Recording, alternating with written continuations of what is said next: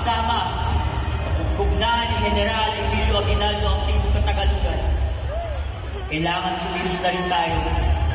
Kailangan natin sabayan ang upoy na naglalagablab sa Katagalugan. Nang sa ganoon ay malito at watak-watak ang pwersa ng mga Espanyol. Kagaya ng ginawa nila ka Andres Bonifacio, mga kasama, ilabas sa mga sedula.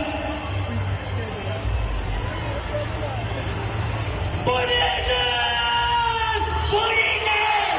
Purinan! General Catalan, sa iyong bundyan. Para sa minamahal nating bayan. Viva Pilipinas! Viva Pilipinas! Para sa atin! Buwana!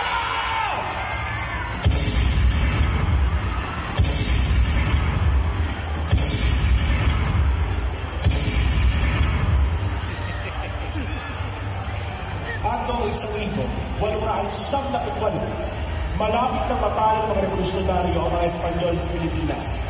Tanging ng Port Santiago na lamang ang nilalabing kuta ng mga Espanyol. Ay 1,878. Pagkatapos naman ng ilang panita na putok ng kanyon, idinaglara na talo ng armada ni Admiral George Levy ang mga barangong pandigma ni Admiral Patricio Montoya.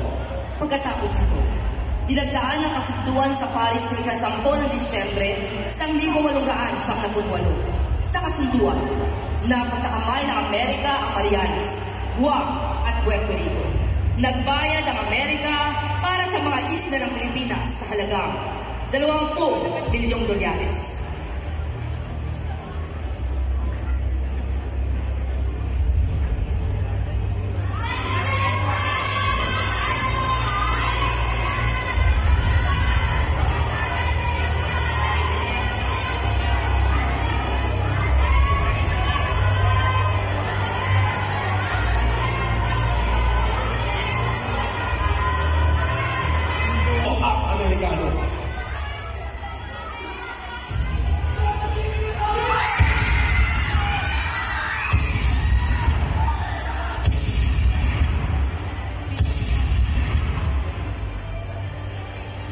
Pinaputukan ng sundalong Amerikano sa kalye ng Arguelles, Juan, kanto ng Sosiego, ang walang dalang armas sa Pilipinong sundalo. Ang dating magkaibigan, isinangganap na magkaaway. Nakukob ng mga Amerikanong ship base na mamuno ni Admiral Vicente Catalan noong kay 1 ng Disyembre, 1879 sa pamumuno ni Captain John Mayers. Taong 1901, ipinagpunto si U.S. President Theodore Roosevelt na ang dating base ng mga Espanyol, kasama ng Olongapo at kalapit na tubig, ay mapasailalim ng reservasyon.